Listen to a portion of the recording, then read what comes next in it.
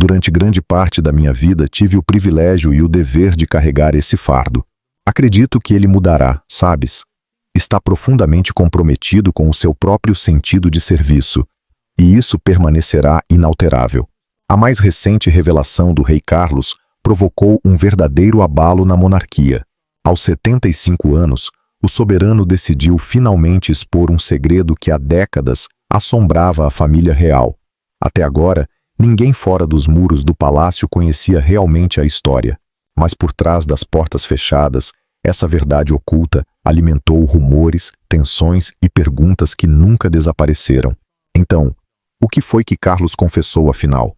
E o que essa admissão poderá significar para o futuro da monarquia? Fica conosco enquanto revelamos a verdade partilhada pelo rei aos 75 anos, o momento decisivo que o levou a confessar. Por vezes, a vida pode ser cruel, independentemente de quem somos ou da posição que ocupamos. E foi exatamente nesse mundo que o rei Carlos nasceu. Desde o dia em que veio ao mundo, em novembro de 1948, enquanto o país festejava a chegada do futuro herdeiro do trono, uma história mais silenciosa desenrolava-se nos bastidores. Enquanto o público celebrava, os que o rodeavam já o consideravam demasiado sensível, incapaz de ser rei. Desde pequeno, Carlos não era dominador nem confiante. Era um menino ponderado, reservado e emocional. E no universo rígido da realeza, essas características não eram vistas como virtudes, mas como fraquezas. Essa dura realidade acabaria por moldá-lo de formas que ninguém poderia imaginar. Décadas mais tarde, levaria Carlos a fazer uma das confissões mais surpreendentes da história moderna da monarquia. Queres saber o que ele revelou afinal? Fica até ao fim, porque o que estás prestes a descobrir vai deixar-te sem palavras. À medida que crescia, a imprensa começou rapidamente a explorar essa imagem. As manchetes descreviam Carlos como frágil. Os críticos ridicularizavam as suas emoções e dentro das paredes do palácio sussurrava-se se aquele rapaz alguma vez se tornaria num rei forte. Até o seu próprio pai, o príncipe Filipe, temia que lhe faltasse firmeza. Para o endurecer, enviou-o para Gordonstoun, um colégio interno na Escócia conhecido pela disciplina severa. Mas em vez de o fortalecer, essa experiência quase o destruiu. Na escola, Carlos enfrentou o bullying, a solidão e a sensação esmagadora de ter sido abandonado até pelos pais. Durante esse período difícil, apenas uma pessoa lhe deu verdadeiro apoio: a sua irmã, a princesa Ana. Diferente de muitos na família, ela compreendia-o. Tinha uma personalidade forte, mas também uma lealdade inabalável na qual Carlos confiava. Sempre que se sentia isolado, era a ela que recorria. O laço entre os dois era incomum numa família onde as emoções raramente eram demonstradas. Na presença de Ana, ele encontrava riso, consolo e a certeza de que não estava completamente sozinho. Essa ligação salvou-o de anos que poderiam tê-lo destruído. E aqui está a ironia. A mesma sensibilidade que o tornara alvo de chacota acabaria por se transformar na sua maior força. A qualidade que o distinguiria das gerações de monarcas anteriores. Enquanto outros viam fraqueza, Carlos aprendia em silêncio algo valioso: a suportar a dor sem perder a compaixão e a carregar as cicatrizes sem se tornar amargo. Contudo, antes que essa transformação se concretizasse, as dúvidas sobre ele continuaram a persegui-lo. Na idade adulta, muitos críticos estavam convencidos de que o rei Carlos jamais seria capaz de lidar com as exigências do serviço militar. No entanto, quando decidiu juntar-se à Força Aérea Real e à Marinha Real Britânica, surpreendeu a todos. A sua dedicação e disciplina foram notáveis. Encarou o treino com determinação, esforçando-se mais do que qualquer um esperava. Aquilo que muitos julgavam que revelaria a sua fragilidade acabou por expor a sua verdadeira força. Carlos destacou-se, ganhando o respeito dos instrutores e dos colegas cadetes. Um dos momentos de que mais se orgulha nas Forças Armadas foi quando foi reconhecido como um dos melhores da sua turma. Uma prova de que o príncipe sensível tinha, afinal, muito mais aço do que alguém imaginara.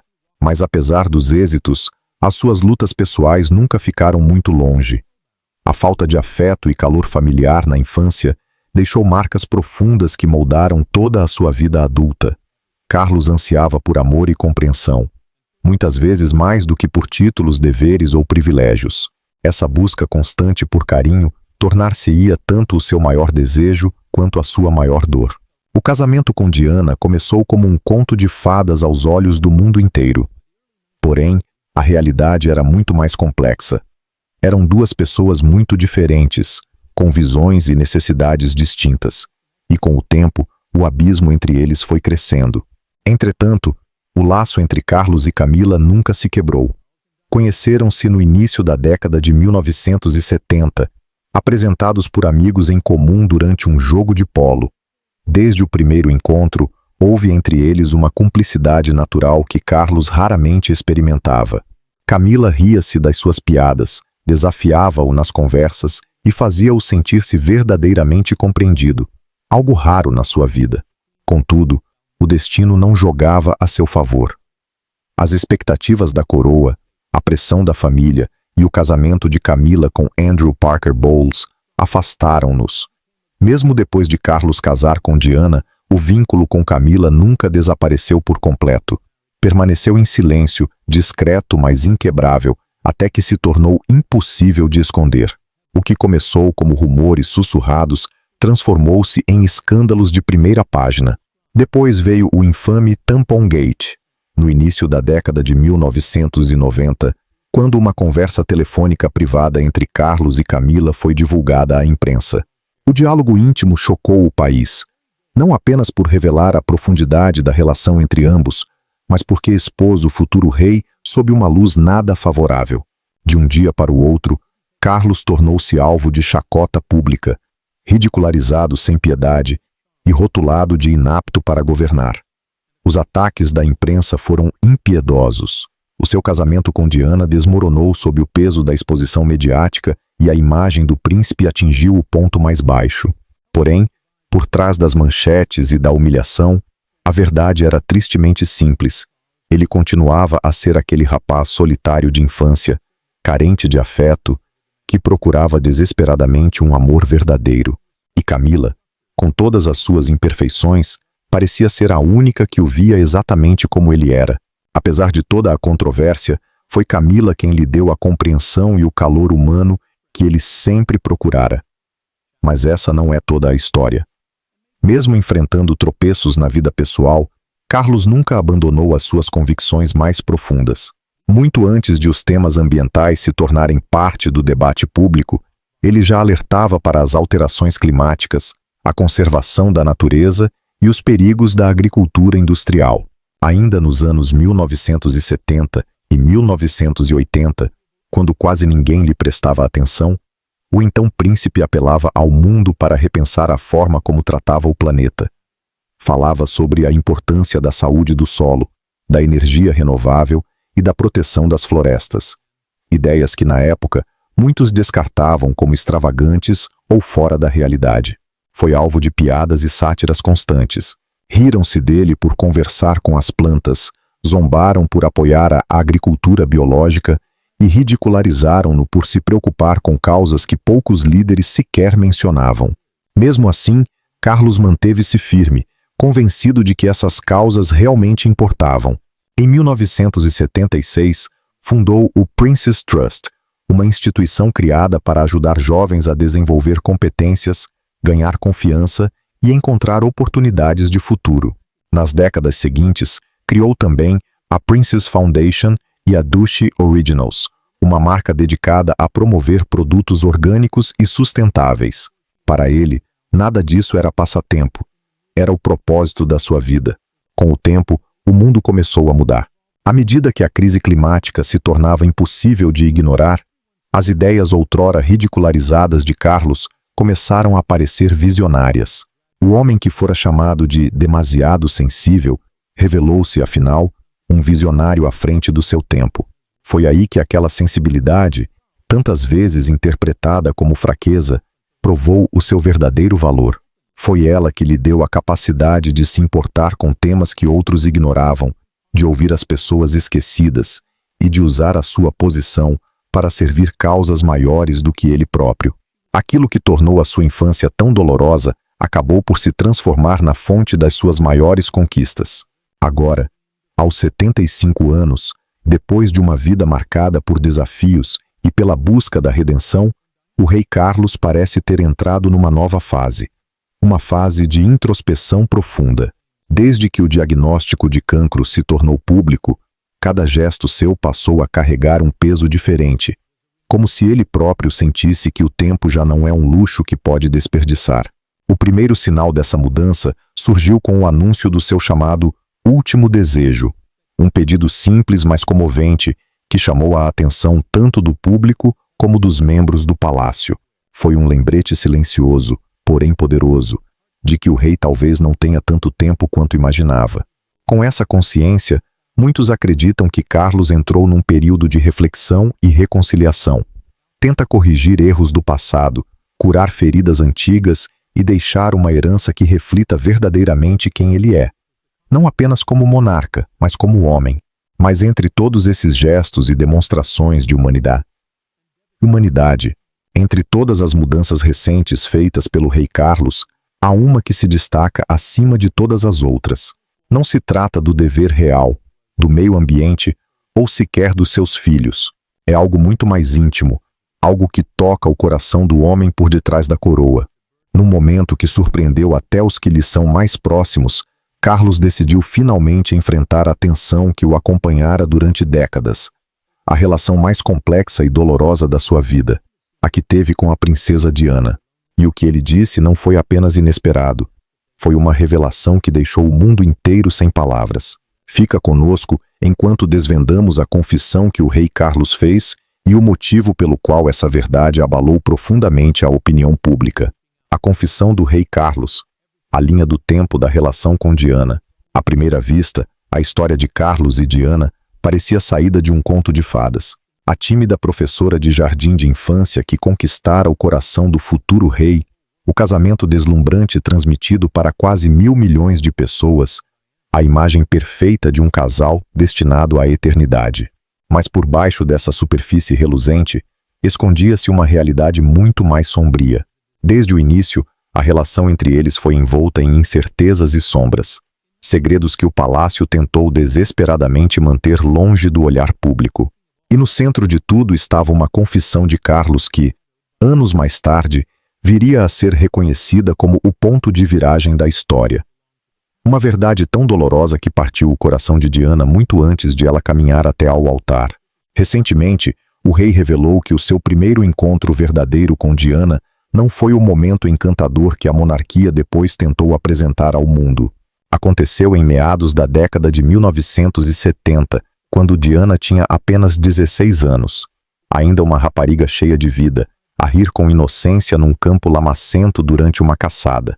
Carlos, já com mais de 20 anos, ficou imediatamente cativado pela sua luz, pela espontaneidade e pela forma como parecia alheia à rigidez da vida real. Mas, nessa altura, o coração de Carlos estava noutro lugar. Ele estava envolvido com Sarah Spencer, a irmã mais velha de Diana. Durante algum tempo, foram vistos juntos em eventos públicos, e Sarah parecia desfrutar da atenção mediática. Contudo, foi a sua franqueza que acabou por ditar o fim do romance. Numa entrevista, Sarah afirmou com despreocupação que nunca se casaria com Carlos, mesmo que ele me pedisse, disse ela. A declaração chocou a todos e, na prática, encerrou o relacionamento. O que Sarah não imaginava era que, ao afastar-se, estava a abrir caminho para a irmã mais nova. Diana, que sempre nutrira uma admiração silenciosa por Carlos, começou a aproximar-se dele de forma natural. Com o passar dos anos, cruzaram-se cada vez mais frequentemente, em eventos familiares, caçadas, recepções e encontros ocasionais. Na mansão dos Spencer, entre risos e conversas simples, Diana conseguiu algo que poucos tinham alcançado: ligar-se a ele verdadeiramente. Ela ouvia-o com atenção, ria-se das suas observações e oferecia-lhe algo que Carlos sempre procurara e raramente encontrava: a sensação de ser compreendido. Para um homem frequentemente acusado de ser demasiado sensível, tímido ou emocional, a ternura de Diana era desconcertante. Havia nela uma luz, uma empatia que o desarmava completamente. Na presença de Diana, Carlos deixava de ser o príncipe sensível de que os tabloides zombavam. Ao lado dela, ele era simplesmente um homem, aceito pelo que realmente era. Mas mesmo nessa fase inicial, havia outra figura silenciosa, mais determinante, a moldar a história. Camila Parker Bowles. Carlos mantinha uma relação próxima com Camila havia anos. Ela não possuía o mesmo brilho glamuroso que Diana viria a representar, mas oferecia-lhe algo que nenhuma outra pessoa lhe dava: estabilidade. Em várias ocasiões, o rei confessou que, com Camila, podia ser ele próprio, rir até doer o estômago, desabafar sobre as pressões do seu papel como herdeiro do trono e falar de temas que jamais ousaria abordar com outros. Como o próprio já admitiu em mais de uma ocasião, acredita que o laço com Camila teria sobrevivido se não fosse o casamento dela com Andrew Parker Bowles e a desaprovação implacável do círculo real. Ainda assim, independentemente do que acontecesse na vida pública de Carlos, Camila manteve-se presente, discreta mas constante, uma sombra de ternura à margem da coroa. Contudo, no final da década de 1970, a pressão tornou-se insuportável. Aos 30 anos, Carlos era o solteiro mais cobiçado do Reino Unido, e todo o país esperava vê-lo finalmente casar. Foi então que Diana Spencer entrou verdadeiramente em cena. Para o público, ela era a escolha perfeita, jovem, encantadora, elegante e, sobretudo, imaculada por qualquer escândalo. Para o palácio, era a noiva ideal, e para Carlos, representava uma mistura confusa de dever, alívio e expectativa. A parte mais dolorosa da história estava prestes a começar. O namoro dos dois foi surpreendentemente curto. Apenas 13 encontros em 6 meses, antes de Carlos lhe pedir em casamento. Diana aceitou sem hesitar, convencida de que estava a conquistar não apenas o amor de um homem, mas também o seu lugar na história. Sonhava com um casamento cheio de afeto, com ser amada, valorizada e, finalmente, encontrar o reconhecimento que sempre lhe faltara durante a infância, marcada pela solidão.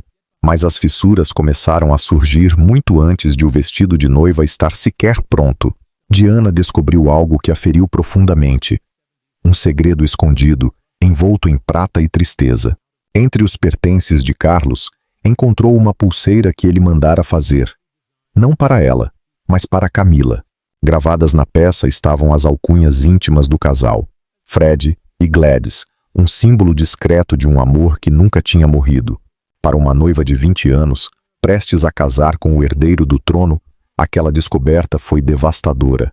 Diana confrontou Carlos, à procura de explicações, talvez de uma palavra de consolo, mas o que recebeu foi frieza. Ele desvalorizou o gesto, dizendo que era apenas uma lembrança para uma velha amiga, nada de que valesse a pena preocupar-se. Os conselheiros e membros da família repetiram o mesmo discurso. Todas as noivas ficam nervosas antes do casamento, diziam-lhe. É normal ter dúvidas. Depois do casamento, tudo se resolverá. Camila desaparecerá da sua vida. Mas no fundo, Diana sabia a verdade.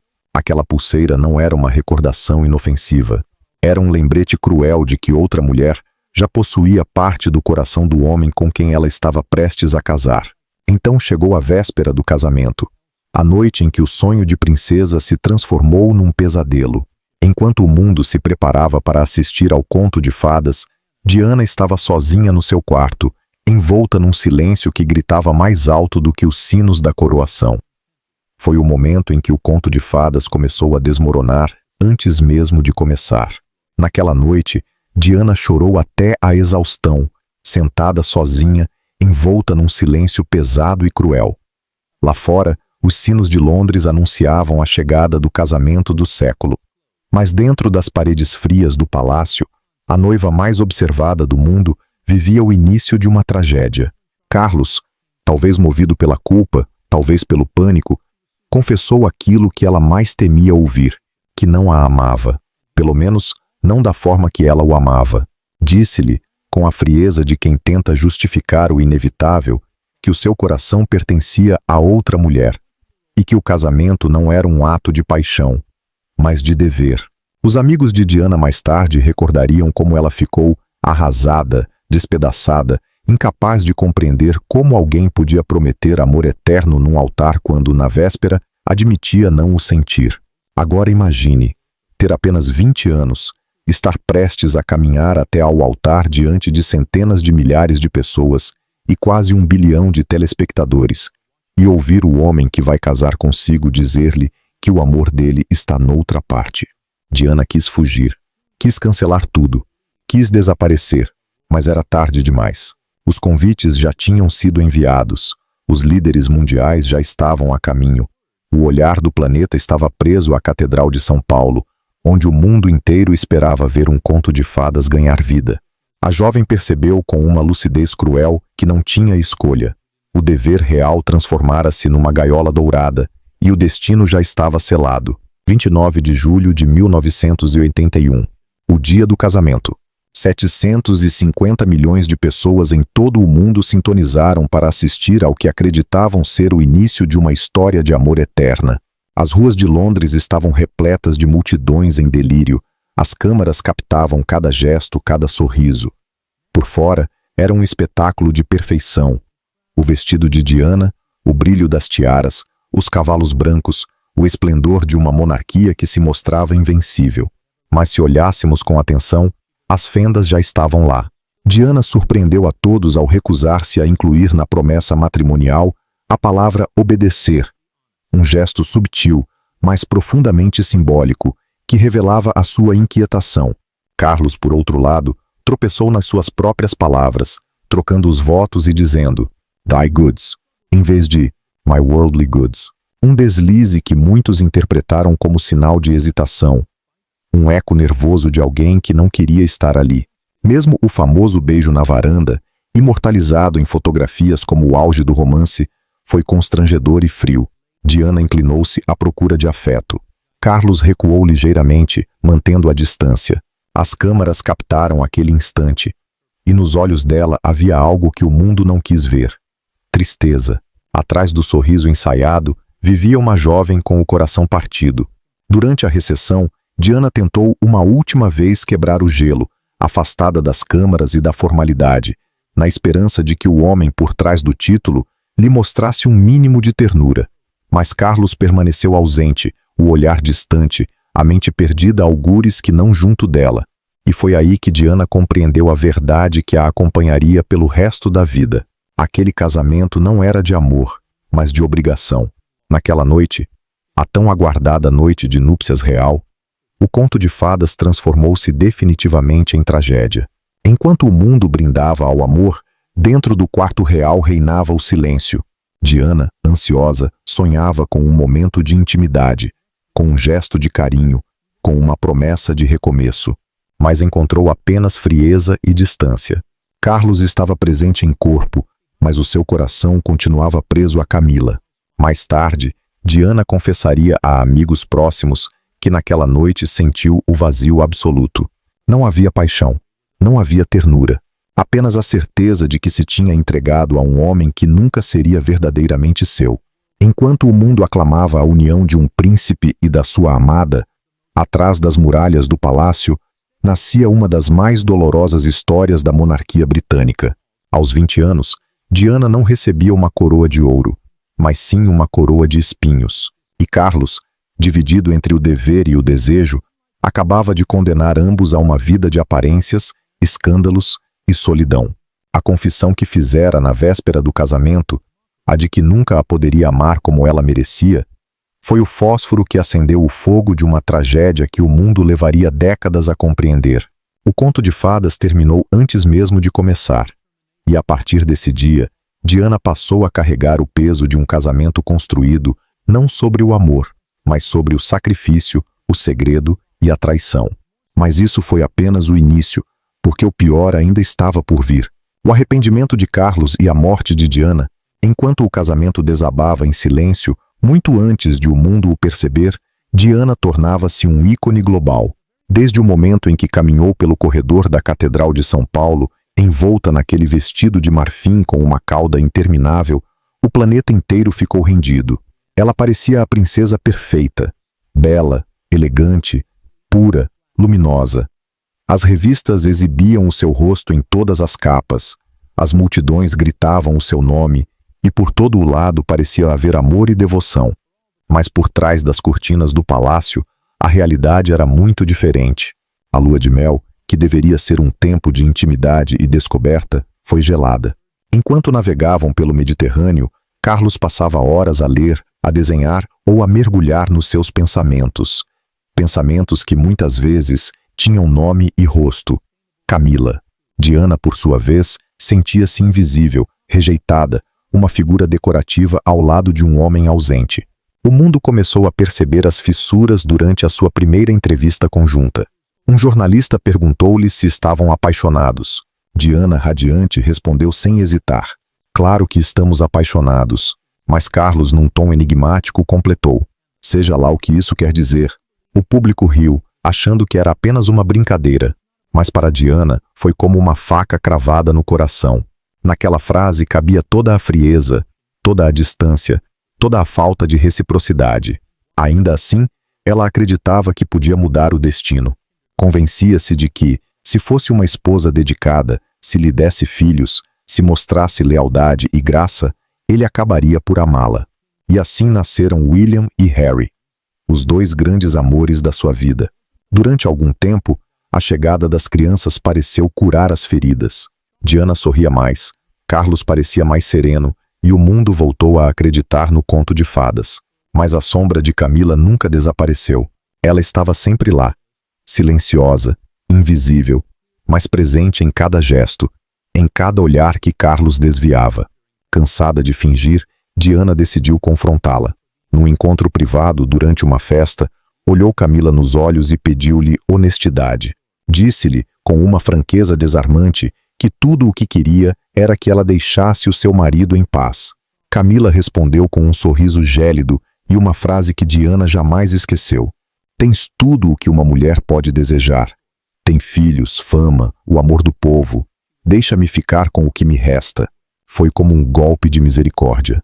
A mensagem era clara. Camila não ia embora.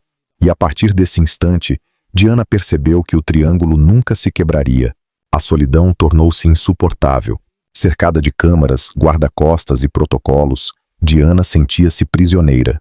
Sorria em público, mas por dentro desmoronava. A bulimia, a depressão e o desespero começaram a consumir-na.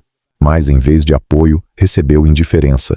Carlos afastou-se cada vez mais, frio, quase cruel, como se a presença dela lhe lembrasse o erro que nunca quis admitir. Nos anos 1990, a fachada ruiu por completo.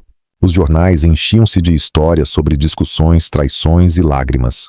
Os paparazzis seguiam cada passo, e o olhar perdido de Diana tornava-se o espelho de uma dor que já ninguém conseguia esconder. Então veio a entrevista que mudou tudo. Questionado sobre as infidelidades, Carlos confirmou aquilo que todos suspeitavam. Disse, com uma calma quase desumana, que não tinha sido fiel, mas justificou-se dizendo que o casamento já estava irremediavelmente destruído.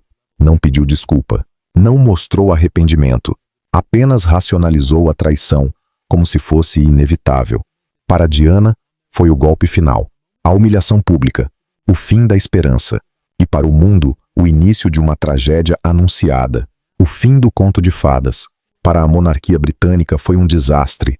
A imagem do casal perfeito, do amor eterno coroado pela tradição, desmoronou diante do mundo inteiro. Aquilo que um dia fora celebrado como um conto de fadas, tornou-se uma história de traição, vergonha e dor. Pouco tempo depois, o palácio tornou a separação oficial. O casamento que milhões tinham acompanhado com esperança e fascínio acabou em escândalo e humilhação. Mas Diana, ao contrário do que muitos esperavam, recusou-se a desaparecer. Em 1995, ela concedeu uma entrevista televisiva histórica, uma das mais corajosas e devastadoras de todos os tempos. Falou com honestidade brutal sobre a solidão, a dor e as lutas contra a bulimia que a consumiam há anos. Mas o momento que ficou gravado na memória coletiva foi quando admitiu, com serenidade e tristeza, o que todos suspeitavam. Havia 3 de nós neste casamento. Por isso era um pouco apertado. Essas palavras abalaram o mundo. O silêncio do palácio transformou-se em ruído ensurdecedor. E num instante, Diana deixou de ser uma princesa submissa para se tornar um símbolo de coragem, de verdade e de humanidade. O povo passou a chamá-la de a Rainha dos Corações. Ela já não pertencia à realeza, pertencia ao povo. Enquanto a reputação de Carlos caía, a influência de Diana crescia. Ela dedicou-se a causas humanitárias, viajou para zonas de guerra, segurou as mãos de doentes de sida quando o mundo ainda os temia, visitou crianças em hospitais e caminhou por campos minados para denunciar o horror escondido sob a terra. Cada gesto seu era uma lição de empatia, cada sorriso um ato de resistência. Quanto mais o palácio tentava controlá-la, mais livre ela se tornava. E quanto mais a queriam calar, mais alto a sua voz ecoava. Mas quando finalmente parecia reconstruir a sua vida, livre, independente, serena, o destino voltou a ser cruel. A tragédia de Paris. Na madrugada de 31 de agosto de 1997, o mundo parou. O carro que transportava Diana colidiu num túnel de Paris. A notícia espalhou-se em minutos. O planeta inteiro ficou suspenso. Diana estava morta. Milhões choraram abertamente nas ruas. Em frente ao palácio de Buckingham, as flores empilhavam-se como montanhas. O luto coletivo foi tão profundo que a monarquia britânica nunca tinha enfrentado algo semelhante. Mas o silêncio do palácio durante os primeiros dias gerou indignação. Enquanto o país inteiro pranteava, a rainha manteve-se em Balmoral, ao lado de Carlos, William e Harry, sem fazer qualquer declaração pública. A ausência de palavras foi interpretada como prova da frieza que Diana tinha suportado durante toda a vida. Quando Carlos finalmente apareceu a caminhar atrás do caixão de Diana, acompanhado dos 2 filhos, o mundo viu uma família devastada. Mas a dor do povo transformara-se em raiva. Para muitos, Carlos seria para sempre o homem que partiu o coração da princesa. À sombra do arrependimento, após a morte de Diana, a sua influência apenas cresceu. Tornou-se um ícone global de bondade, uma figura eterna, um símbolo de empatia e humanidade. O seu sorriso passou a ser lembrado não apenas como o de uma princesa, mas como o de uma mulher que ousou ser livre num mundo que a queria submissa. Carlos, por outro lado, ficou condenado à sombra da culpa. Cada passo que dava com Camila era comparado com a memória de Diana. Cada manchete, cada gesto público, cada discurso reacendia a lembrança da mulher que o mundo tinha amado, e que ele, talvez, não soubera compreender. Fontes próximas do rei afirmam que, com o passar dos anos, Carlos tem vivido atormentado pelo arrependimento. Olha para o passado com tristeza, desejando ter agido de outra forma, desejando não ter colocado o dever acima do amor. Admite que foi demasiado orgulhoso, demasiado preso ao protocolo, demasiado cego para ver a pureza da mulher que tinha ao seu lado. Nos seus momentos de maior honestidade, dizem que confessa o peso da culpa, que falhou com Diana, que a feriu, que a deixou enfrentar o mundo sozinha. A sua maior confissão, afinal, não é sobre política, nem sobre escândalos. É a admissão silenciosa de que destruiu o coração da mulher que o mundo inteiro venerava. Hoje, aos 75 anos, enquanto luta contra a doença e reflete sobre a vida, Carlos parece procurar redenção, não através de discursos ou cerimônias, mas através da humildade, porque no fundo, ele sabe que, entre o dever e o amor, foi mais cruel para Diana do que o destino jamais foi para ele. E é essa verdade, a mais humana, a mais dolorosa, que o acompanhará até ao fim dos seus dias.